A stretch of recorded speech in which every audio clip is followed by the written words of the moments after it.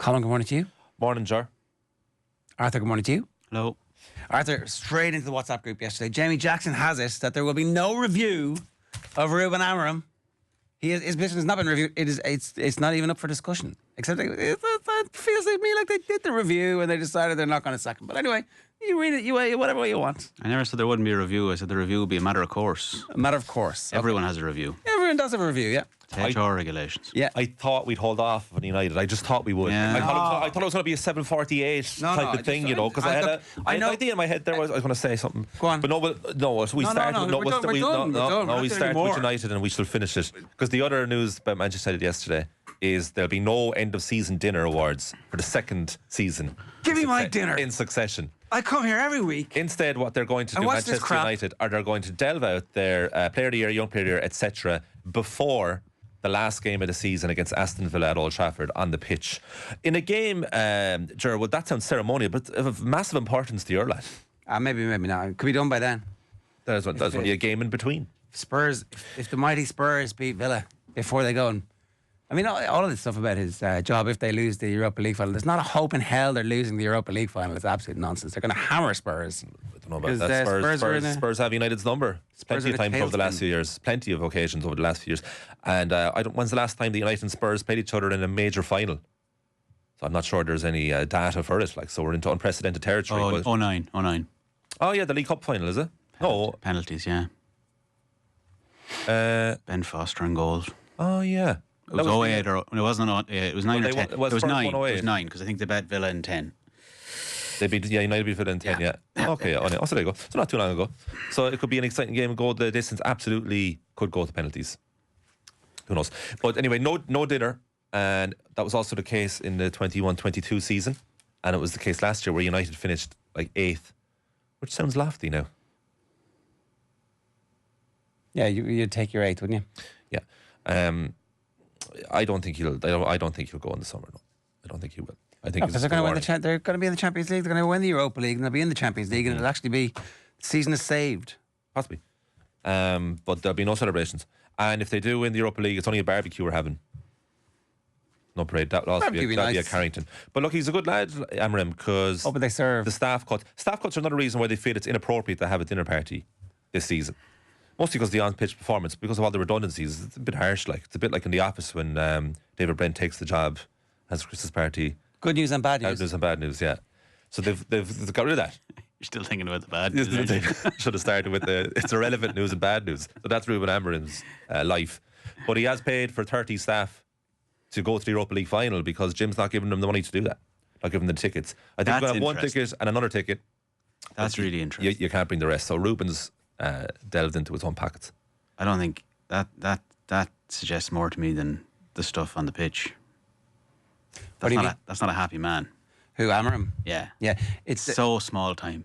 It's a real I'm showing up the owner of the club. Mm-hmm. And how do you think that ends up? Who wins in those big fights between the owner of the club and an employee? The billionaires always lose, don't they? Maybe Big Jim said, we're not paying for you unless your manager wants to pay for you. I don't think he could have. The bloody tribunal. It's like, you pay for them. And then Ruben's in the room like, what? With the lobster coming out. The other side of this is that he probably doesn't care. It doesn't strike me as if the emotional intelligence is off the charts when it comes to, you're paying for me. I don't care. Literally, Ruben is like, well, I'll show you. I'll put my hand in my pocket and say, I don't care. Yeah, because I thought Ruben's EI would be high. Compared to Jim's, they're the opposite end of the EI axis. That's what I'm... Yeah, well, for sure, and you're probably correct, and he probably won't hold it against him, to be honest. One of many other reasons that he could, but he won't do that. No. He paid for 30 staff and their families. Yeah. What is that costing him? What's he on? He was in a position of power there, coming in. I'd say he's on fine money, but 6 to 8 million a year. You can do that, no bother. Brief, that's a lot of money. Yeah, but where are they? But are they staying in the Holiday Inn? Where's he? Well, it's the flights would be madness. He might get a deal. Maybe it's if he's doing it all at once. Well, that's not cheap. No, but it wouldn't. I'm just interested. I think that's a more worrying sign to me than anything. When the manager starts having to pay for staff to go to a game, things aren't good. It helps his reputation with everybody. 6.5 million sterling a year, it says, according to the Daily Mail. That's what Ruben's on. So, it's fine. Like, he's spending a week's wages to curry favour with the people he really, really, really needs to stop leaking the team and the internal nightmare that is the club. If they could all just shut up and stop telling everybody everything that goes on. Every time somebody speaks badly to somebody, here, look, I'll bring you to the cup final and I'll bring your families. Just shut up. But they need to take the microphone away from Ruben as well, because he will tell you exactly what's on his mind and how bad it all is. He's not bitching and gossiping. He's just calling people out, dropping truth bombs on a notoriously happy group to hear the truth bombs. Yeah. Would you want me to do the papers quickly, or do you want to? No, do it. I was just saying, I was just thinking ahead of Nathan's slot there that, like, I'd be excited for the average major in golf, but the whole Masters hoopla, I'm still revelling in that Sunday night. It was a great moment. And the following morning, that everyone seems a bit more excited. And even the golfers themselves have said it's whetted their appetite even more so. The likes of John Rahm's come out. Jordan Spieth's still in line for his, for the 4. He could get it if he wins this. But also, McIlroy is this mad stat. Like, only, 5 players have won the first 2 majors of the year, 7 years. And the last was Jordan Spieth. So he could very much join a lineage of greats here. So Scheffler would have if he hadn't been arrested, right? Or the other side, and Nathan had the details of this the last time he was talking to us, was the caddy's kid graduated from high school and missed a day, and he got his preacher to carry the bag for him. And the preacher not good at carrying the bag, it turned out, or talking Scotty off the ledge. So the day he gets arrested, he has a great round. The next day, everything goes down. It was like, it's time to think about it. Well, that's what the general perception was. But actually, no, his caddy was gone for the day. And his caddy is very important because Scheffler, a bit like early Roger Federer, which we've all forgotten, a bit of an angry fella. Yeah, very early Federer, yeah. But yeah, I get you. Jordan Spieth, Tiger Woods, Jack Nicklaus, Arnold Palmer, Ben Hogan. They're the only players who've won the first 2 majors of the year. So there's the Rory factor. And then Shane Lowry, for the first time in his career, is in the top 10 heading into this, despite not having won a tournament in 3 years, I think. 2022. Plenty in there. And I've got a great quote as well about this course, right? I guess I would say Quail Hollow is like the Kardashians, said 6-time winner Hunter Mahan. It's very modern, beautiful and well kept, but it lacks a soul or a character.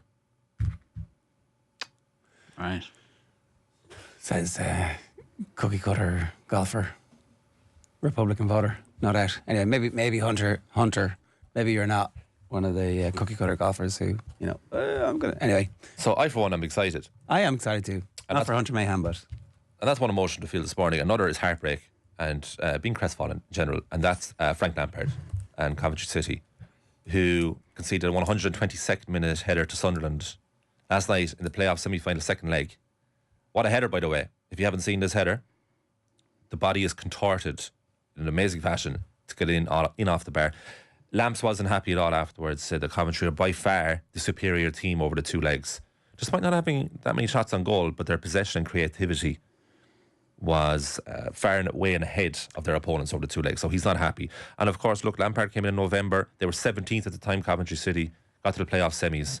So it's an impressive season that Lampard has had. Now, Mark Robbins did a phenomenal job up until this season with Coventry. They had their own heartbreak under Robbins 2 years ago in the playoff final against Luton on penalties. And did they get there again last season as well, around the playoffs? So they've been a consistently challenging side for Premier League return. But when Coventry hired Lampard, I'd say a lot of people scoffed at that. What are they doing hiring him? He's no manager. It looked like... I think he is. He's done well. He's no Steven Gerrard. I think Lampard, no, he's not. Lampard has something about him. Well, Gerrard's won something. Yes. The only thing about Lampard is that it was always the same post-match press conference where it was individual errors. It was always blaming somebody. If you go back and you check, and I remember vaguely tuning in at the start, and again, he was with the individual errors are costing us. It's like, so it's not my work. That my plan is excellent. If they would just go and do what I say they should do, they'd be grand. But I'm always let down by the little people who aren't as good as me.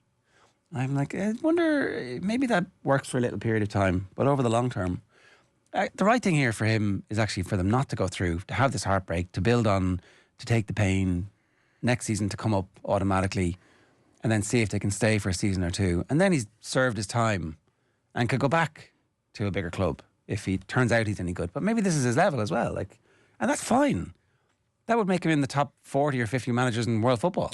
You know, a team being able to get a team promoted from the Championship. It's incredibly difficult, and it's very financially lucrative for the owners of the club if it happens.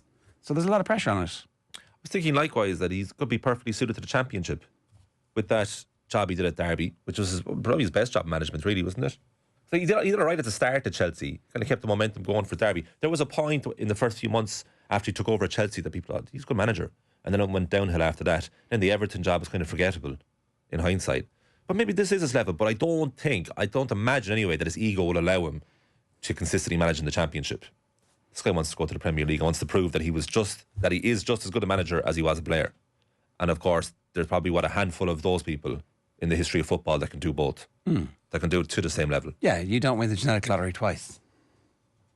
But And he's desperate to do that. And I buy it. I buy him wanting to be a manager. It's not like a gimmick. It's not like he wants to skip the rungs and shortcut his way to success. I buy that he really wants to be a great manager. But the consistent problem he has is the way he talks about games. And he does always distance himself from what happened out there. And I think that's trying to pull the wool over everyone's eyes, be like, I have a plan here. Just potential club owners and future prospective employers, I do have a plan, but the players can't carry it out. That seems to be his flaw. But he's obviously got a tune out of these Coventry players. He did at Derby as well, and he did for a while at Chelsea. So he has to have something about him. I know Arthur's not Thomas Tuchel's biggest fan, but the work that Tuchel did in fixing their defence after half an hour shut up Frank Lampard quite significantly. Yeah. But I think we had this very debate. Lampard versus Tuchel is an unfair battle.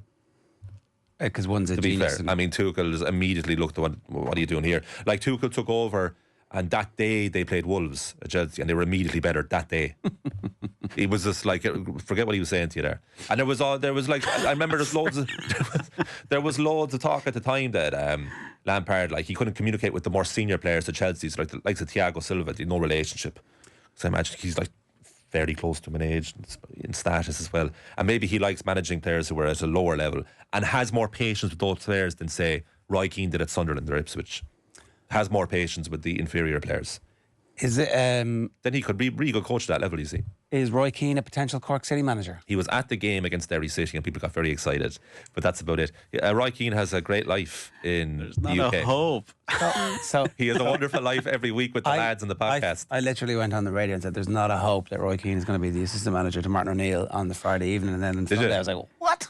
But there's a bit of gravitas to that. Yeah, Still in the national media. And Roy Keane did say Martin O'Neill himself was a big factor in that. Yeah. 'Cause he has a But of course, huge because you go side back from- and rejoin John Delaney and breathe the same air. as him. Exactly, so I'm there's no just Martin O'Neill in saying, Cork City. there's not a hope. I've learned to say And- there's not a hope. I know, I hear you, but that's what. When did O'Neill get appointed? 2013, was it? So you're talking 12 years on, and it seems from the outside that Roy Keane's life is a lot more enjoyable now than it was then. Can I that just- he's having a great time. Let me just paint the picture Pundit for of the you. year, of course. But is he? Yeah. Well, what was the I don't know what the category. I don't know what the competition was, but he won Pundit of the Year somewhere sponsored by Roy Keane? recently. Um, I think he was embarrassed by it. Can I just paint the picture for a second, right? So, League of Ireland, bouncing up. He has in the past spoken about wanting to come back and live in Cork. I don't know, he did that at an event I was at. And you can continue to work on Sundays as a pundit because the league plays the vast majority of their games on a Friday. What about the podcast? So you sign up for 20, you fly over on a Monday after the game. If there's Monday games, you don't do it. You do it on a Tuesday. They rearrange it. Time for that. You know? I don't think there's much time for that. And anyway, so you don't have as much time for that. So you do. So your appearances are actually better because they're irregular. They expand the cast of people. If he turns down the chance to manage Cork City because of the podcast, well then, come on. But the podcast equals a lovely life. He's a great life for himself. And I think the one thing we're possibly overlooking here is that Roy Keane does not care for the fan attention he gets when he's walking around minding his own business. The reason we know that Roy Keane was at that Cork City game on Friday night is because of the plethora of video that we've seen from people asking for selfies and autographs, and he's trying to walk through and he's trying to get the seat right. And he said, he actually said on the podcast that the one place he never really gets any peace at all is Cork. So if he's Cork City manager, forget about it. Well, maybe it would go so badly he'd get loads of peace in future. I don't think. I don't think it would make any difference. That would. I don't think there's even a chance of it happening, to be honest with you. But well, Cork City have an ambitious owner in Dermot Usher. That would be the type of thing that would be an electrifying. But you're not doing it for money. Like they're not going to be able to pay him money. Oh no, equivalent to what his earning capabilities. So that's kind of. No. I don't know what the ambition would be. Well, he's pretty rich. He's like one of the richest footballers that Ireland has ever produced. Oh yeah, no, but I'm just saying in terms of ambition. Do you mean so like that? In terms of the players to be recruiting or whatever else, because that wasn't obviously Tim Clancy's experience of things. No, but maybe Roy brings with him added corporate financial. It would send things into, like, if we think that Damien Duff does a good job of just publicising the league by his being here. Yeah, you get It would be by a magnitude of God knows what. If Roy Keane. The Virgin TV deal would be the greatest TV deal in the history of sports broadcasting. I honestly think that they're on the phone trying to convince him. They must be. But he's not. Well, they're not going to move. Like his family aren't. They're not going to move to Cork. There's no hope of that. All his kids are grown up. Not really. I mean, they're still young enough. They're probably still, a lot of them are kind of around school or university. Well, his daughter, who was on promoting her business, she does live at home. But there's no way they've been living there for 30 odd years. And also, like, just tell you what I heard the words out of his mouth. He says a lot of things. Live back in Cork. He says a lot of Tim Clancy. Tim Clancy talked about the commute and how difficult that was, right? And because of how hands-on he'd have to be, he would have to be one of his old managers. He'd have to be Brian Clough towards the end of his time at Forest. He's got without the drink, he'd have to be like the overseer and been like not really that involved at all. He would basically have to outsource all the coaching. Fly in Thursdays. Honest to God, there's Saturday no morning. way he's flying back and forth that He's much. got a nice gaff out in Youghal, on the hill in Youghal, apparently. But he loves. He close, famously obviously. loves time at home. Yeah. He's a home bird. He's got many homes. He criticised Gary Neville a few months ago, like castigated him, in fact, for being too busy. Yeah, for not spending enough time with the people that he loves. I think this job would cut short his lifespan. I think the stress of it.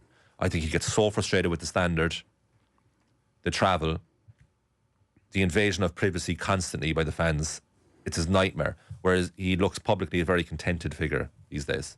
Where everyone's seeing the lighter side of him that people had talked about for a long time, that shared a dressing room with him, that the rest of us couldn't really believe. Okay, who else? Who else could be the next Cork City manager? Would David Myler be somebody that they were on the phone to? Maybe, I think Myler could be a future candidate. I don't know if it's too early for Myler, but you have to start somewhere. I don't know if you're going to start at Cork City in the Premier Division for a relegation battle. I don't know if it's the smartest job to take up. He also lives in England, doesn't he? And he's very busy, and he does have young kids. Yeah. So that would be very difficult. Brian Barry Murphy, of course, like we were very excited when Van Nistelrooy added him to the backroom team at Leicester City. I don't know what's going to happen with him now that they're relegated. So I don't know if he's going to become available. He's got a year of experience now in the Premier League. That would be great. I think that would be a great appointment for Cork City, probably slightly better than it would be for Brian Barry Murphy. Yeah, 100%. Because of where he's coming from.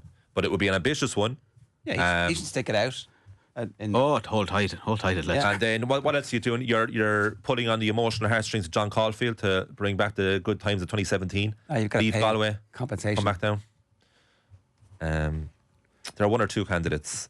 Should they ring? But they're not high profile. Should they ring Kerry and say, look, here's the fee, give us Colin Healy?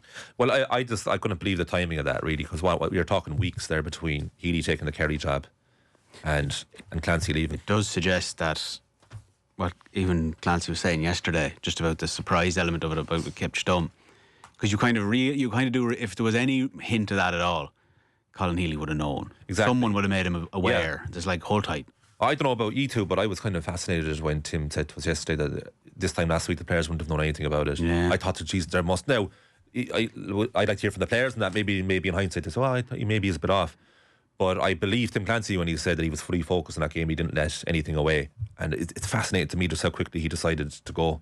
It's carried this morning in the very paper you're reading there, Ger, the Irish Examiner. Yeah, the Examiner carried our interview with Tim Clancy yesterday. Look, it is a big job, but I think it's clear that the budgets at Cork City are somewhat out of whack with the expectation of the fans. And they're going to have to fix that. They're going to have to somehow find a way to keep pace with the Dublin clubs, who seem to have their houses in order in terms of investment and finances, and Derry, who obviously have a rich backer, and that John Fallon's making essentially the same point.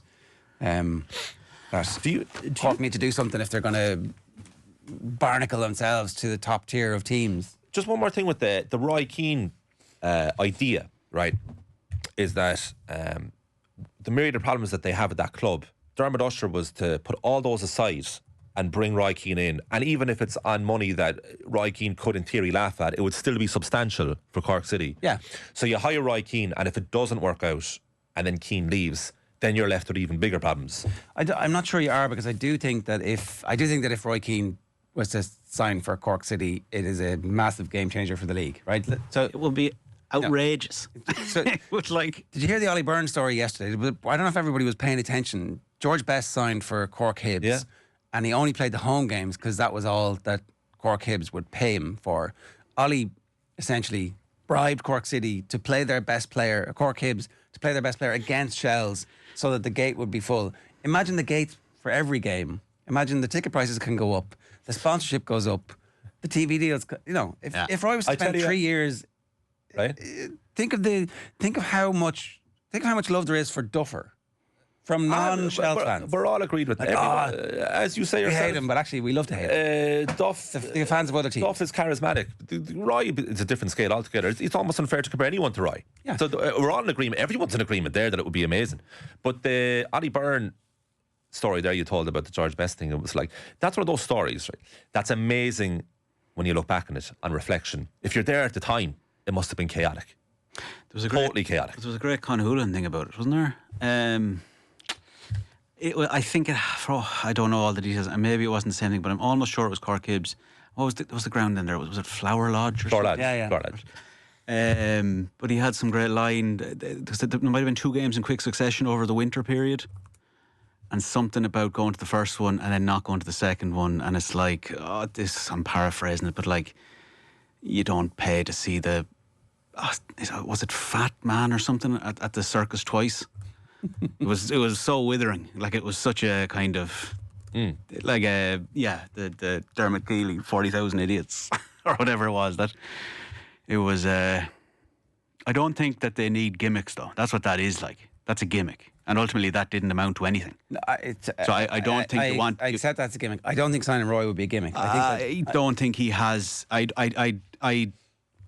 I'd say you have to remain to be convinced, and I don't think while Duff has, say, a comparable profile or somewhat close profile, he's come into it in a far different way. No, but even in a far different way.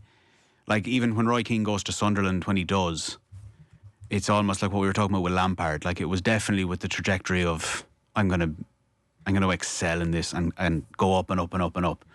Whereas Duff is kind of an outlier, it seems. Where it doesn't, like, Duff could be gone by now if he wanted. Yeah. Like, he's already probably exceeded expectations of what he could do here. There's no reason why he's still here, bar the fact that he wants to still be here. Yeah, that's... So and Roy Keane wouldn't be coming back because he's desperate to be back in the League of Ireland. He could have come back anytime. No, totally. That's why. But you still make the phone call and you see what would it look like, and you run some numbers, you do some calculations. Maybe you give him a 10% stake in the club. I don't know. It's like, here, listen. Makes it tougher to sack him. The thing about this conversation, right, is you start it and everyone's like, this is ridiculous, no point even talking about this fever dream. But then at the same time, it's like, you only live once. It was like, you should reach for this guy. And it was like, this is an amazing thing to have achieved. But I take the Damien Duff point, right, as he is an outlier and not the start of something, I think. Because he is obsessed with the League of Ireland. Repeatedly says it's the best league in the world, and even more so with Shells. Okay. And also, he came back to live in Ireland. He was living in Wicklow, wasn't it, before he was managing anyone. So he came back to play for Shamrock Rovers to finish up his career. So it made sense. It kind of made sense for Duff. Yeah, I do think that there will be more footballers who go away and come back. There are loads of footballers who go away and find love and decide that England is their home, and good luck to you. But there are going to be more footballers who go away and come back than maybe in previous generations. And they will want to do something with the rest of their lives when they are washed up and has-beens at 35 or 33, or they get injured at 25, 26. And I think that the league is finally becoming something that you can have a career path in. Now, difficult and all, as we've seen with Tim Clancy, but if you... I think he'll get another job in football, and he'll be a much better manager for this experience, and he'll make sure that the situation is right, the backroom team is correct. and the conditions Yeah, are right. He'll know the value of all that in a way that you feel like you can do everything and you can fix everything, and maybe that's ego, maybe that's desire, right? But Yeah. after a period of time, you go back in and you try it again, and this time you have a director of football and you have somebody looking after the scouting and you have an opposition analyst, and you go, yeah, now I'm going to do this. The current generation of Irish players, right? Societally, I don't know if it's to do with money. Like, people are getting married later and having kids later. So, say Jacob Bryan retires at 35 as a single person, then could possibly move back to Ireland. He has a child. Yeah, I don't think he has a child. Yeah. Think about a young player who doesn't have a child. I don't know if Chia does, like Benny has a family or whatever. And you have a young player, comes back, finished up playing at mid-30s, not married, no kids. He's kind of free to move where he wants. Could go back to Ireland. In the case of Benny, he'd probably be financially secure and could definitely start something back here. The thing I would say is, and apologies for the rhetorical question, how many of the past Irish players live back in Ireland? Because we don't know that. But we know Damien Delaney's back here, Keith Tracy's back here, and other than that, it's hard. The higher profile players, I think they're all away. O'Shea probably goes over and back. Yeah, Richard Dunn, I think, does he live in Monaco or something? I don't want to speculate where people live, but I don't think it's in Ireland. And even look, and this is a very high profile case, but when we had Dennis Irwin in here, I asked him, I found this article when he was 35, I was like, I'd love to go into management. And I asked him, what happened there? And he was like, well, we had kids, I had my wife, we had a nice life where we were. Management wasn't the thing I was going to move around for. I was settled here. And settled is the big thing. And I think no matter how high profile you are, no matter how much money you make, and much in the public eye, when people get settled, it changes the mindset completely. So why are you going to move back home? Well, I think that's the whole point. I think people are waiting longer to get settled. And if you're a footballer... Yeah. But now, look, footballers obviously have the means to get married and have kids whenever they want. Because a lot of look, this is a whole societal question. But basically, people don't have the money to do all that. They do. Some, but as we have fewer and fewer Premier League footballers, the money's not...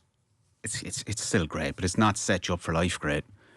Like for League One Championship football. Oh no, I'm talking about the Republic of Ireland internationals that we have at the moment. So they'd play a mixture of Premier League, Championship and abroad. I'd say the player on the lowest wage in the current Ireland squad is what, maybe 20 or 30 grand a week. It's not bad. In the current Ireland squad? Yeah, and that's probably too low as a No, I'd say you're all right. I'd say you're probably all right. You know, so I'd say all those lads, now some of them will have to play for another few years to be secure. I'm not saying they're sorted for life, but they won't be in any danger when they retire. And they could have something to decide then. And then we could have a football industry.